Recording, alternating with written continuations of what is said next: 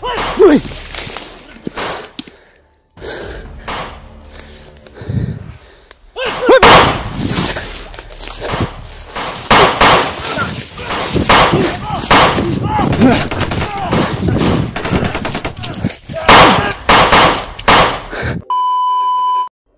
Brad, dito tayo dadaan, Brad. Huwag tayong kumpiyansa dyan, Brad. Matataas yung puno, Brad ba? Baka may mga sniper na nakaabang dyan.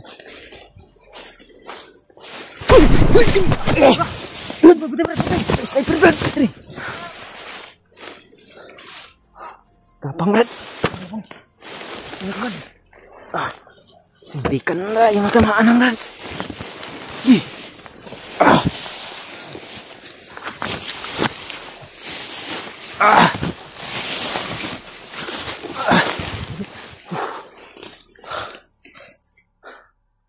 Yung sinasabi mo, Brad. Mayroon talagang sniper, Brad. Taas talaga yung mga puno yan. Gago. Buti hindi tayo natamaan na. Yung sniper na nakaposting dito. Hindi tayo makakaalis dito, Brad, pag di tayo tatakbo. Dahil ito lang yung nakakabir, Kung saan tayo puno na ito. Itong Bibilang ako ng 3, Brad, sabay tayong tatakbo. puno na ka.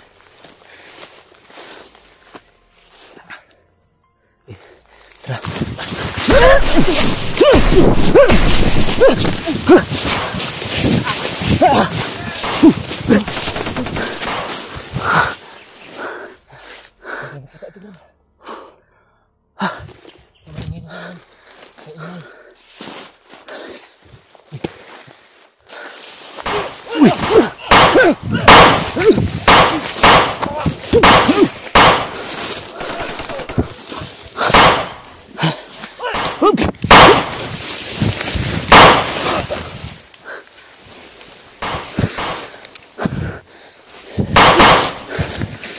Brad.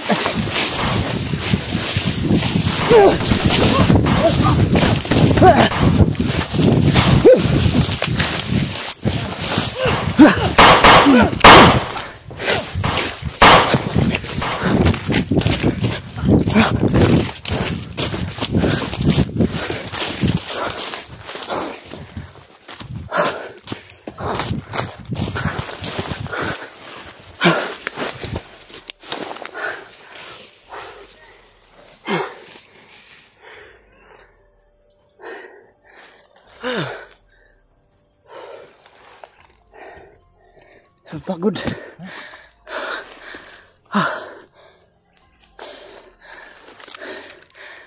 Mana muna ako.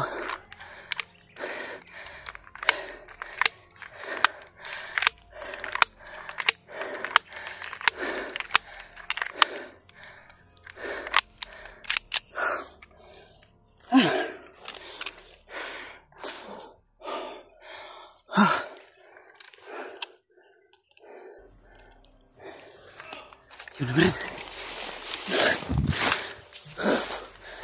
Ito ang nakalaban ito.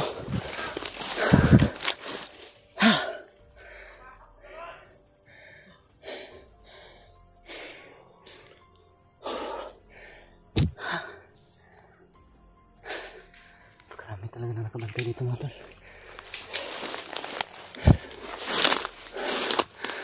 Uy!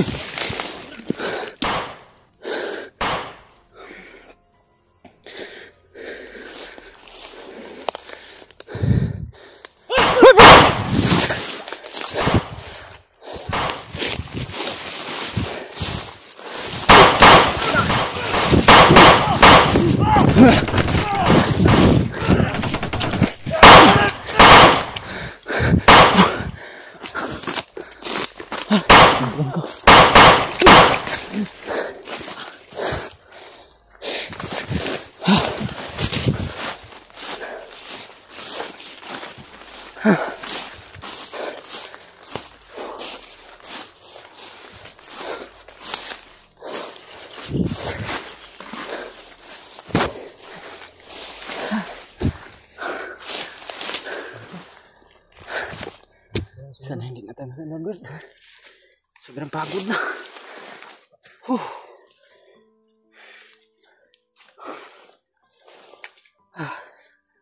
Diyos ko po. Ano naman itong nangyayari? Napakarami talaga. Walang... Ayun.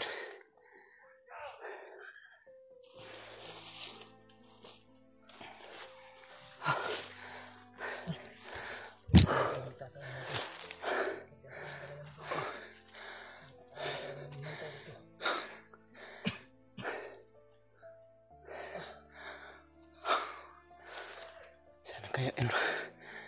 Sa G-Ward ngayon. Sana nakauwi sila ng ligtas.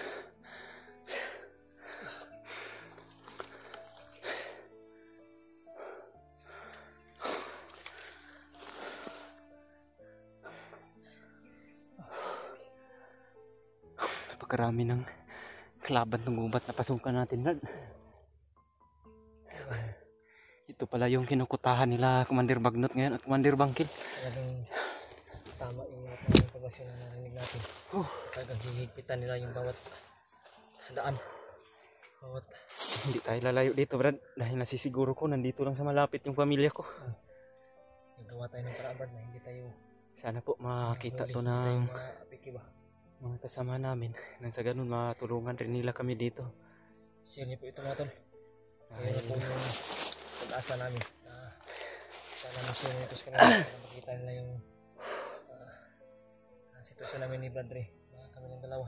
Hindi po talaga kami makakalabas ng Talagang madali dito ni Brad Dib dahil napakarami po talaga ng nakapaligid na bandido. kapag pinitit agad kasi dalawa lang kami. Talagang isang kami direksyon na tatakbo eh. Isang direksyon lang yung kuha natin, Brad. Di magtagal ay may bandido na darating. Alerto talaga sila sa mga tol dahil sa pagkakuha po ni Brad G-Ward sa kanyang asawa. Matindi taga siguro yung galit ni... Hinipitan po talaga nila yung kuan ba. Dahil malaking sampal din po yun sa kanila na kinuha lang ni Brad G-Ward yun na mag-isa yung kanyang mag-ina eh. Ay yung kanyang asawa. Pero yung kanyang anak ngayon nandun pa, naiwan pa sa kay Commander Bama ba yun? Bama daw. Yung Commander Bama na yan. Hindi ko pa yan na kikita ba? Hindi ko pa yan na buka. Kahit ako hindi ko pa nakita yung pagmumuka niyan. Parang baguhan siguro yan, Brad. Baguhan yan. Yan siguro yung pinalit sa mga pinatay ni Kuya Bads na mga bandido na commander. Marami na kasing pinatay si Kuya Bads na commander eh. Talagang napaka-power ng mga baril ng mga bandido ngayon. Matataas yung... Malalakas yung armas nila. Bawat grupo na nasa gupa namin. Talagang may mga power na baril. Matataas yung iba. Yung iba mga niliit lang. Okay ka, Brad? Kaya Brad, kapoy lang kaayugid sa dagan ba? Relax na tadi. Tiyan na tadi. Ako po na pagkakuha na oh. Ayaw. Hindi kahit makita sa mga sniper dire. Magmasid muna tayo sa paligid, Brad. Pagandam na natin yung paligid. Huwag muna tayo lakad ng lakad. Baka pwede dito na tayo magpalipas ng gabi siguro. Ito maganda itong napasukan natin. Dahil parang wala nang ingay dito ng mga bandido ba? Naninang natin sila. Parang narinig natin kanina na last na boses. Doon patungo sa kabila oh. Naninang ba? Kala nila doon tayo tumakbo siguro. Kasi Doon sila pumunta lahat. mabisang paraan din yung ginawa mo na pagtakbo, Brad. Ikis ba? Hindi pa straight ka ba? Hindi pa straight pag straight tayo palagi oh. Yung mabisang paraan kasi, Brad eh. Isag ba? Pag tatakbo ka, hindi yung straight lang po yung Straight direksyon mo. sundan ka agad. Dahil pwede ka nilang matrap niyan.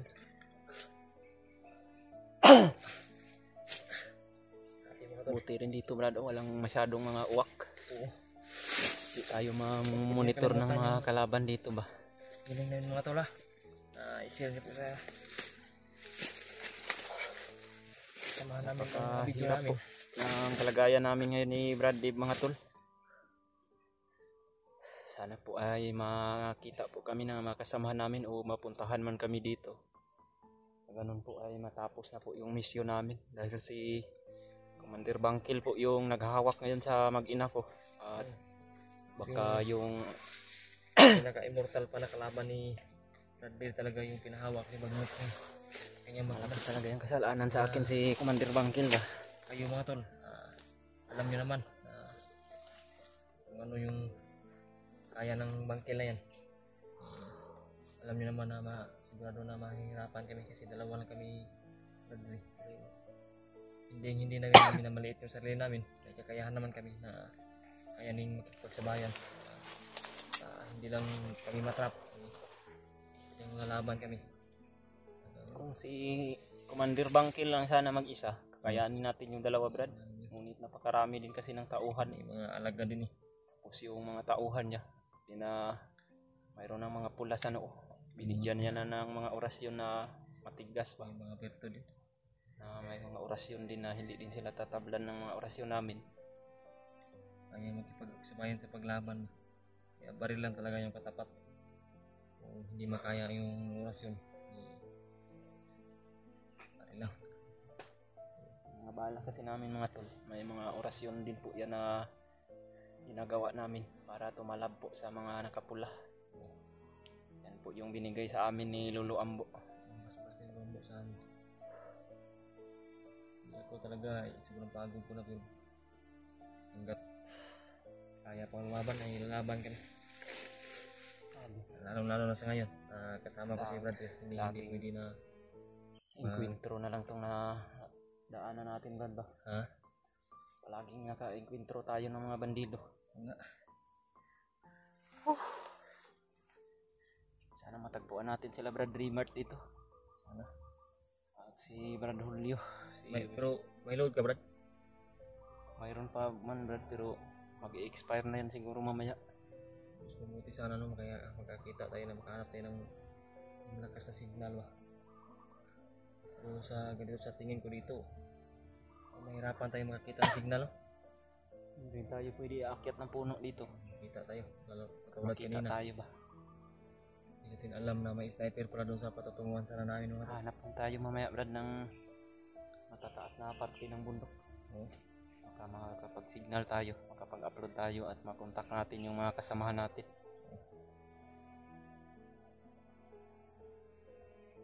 Sabi talaga yung mga pagsubok na binigay sa amin ngayon. Buti na lang mga tol, nandito si Brad Dib. Baka kung ako lang mag-isa, baka kahapon pa lang nahuli na ako.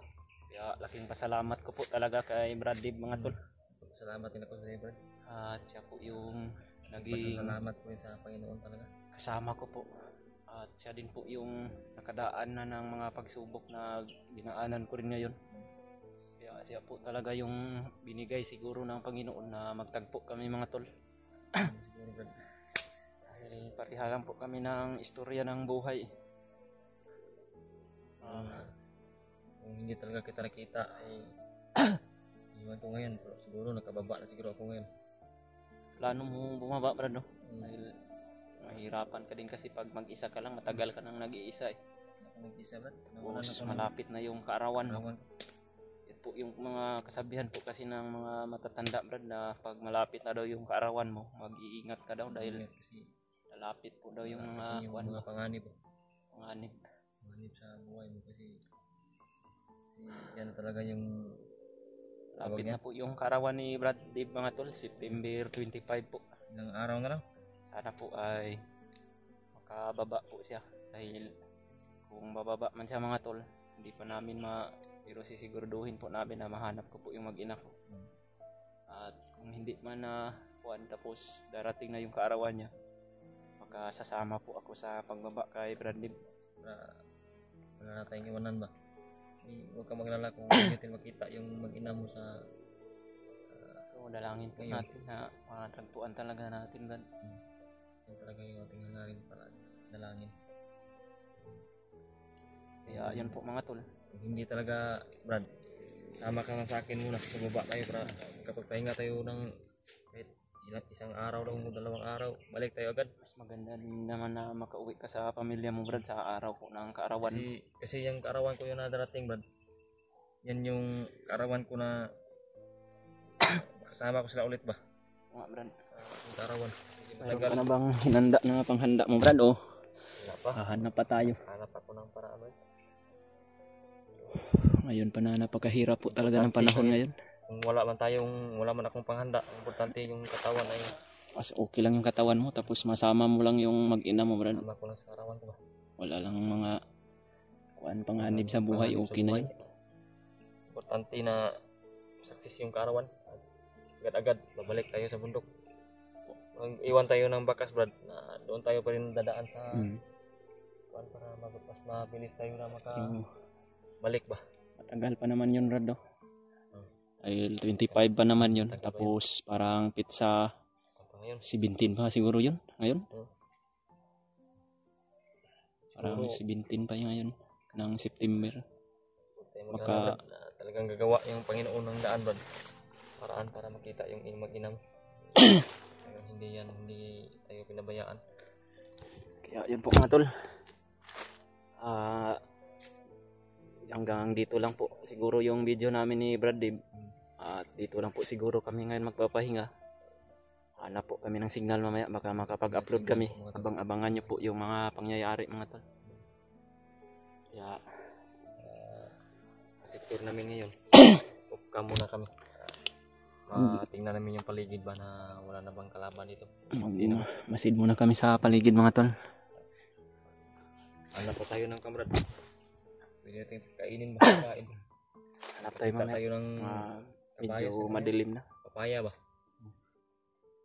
Kaya maraming salamat po talaga sa inyong walang sawang suporta sa amin mga tol. Huwag mo palang kalimutan po i-subscribe yung channel ni ano yung Brad? January Brad. January Adventure. Search nyo lang yung channel niya. Yung Facebook niya rin. Ganon din yung pangalan ni January Adventure. January Adventure din. Paki-like, subscribe, and share mga tol. Tulungan natin siya. Mga tol, Tumaas yung kanyang mga subscriber po.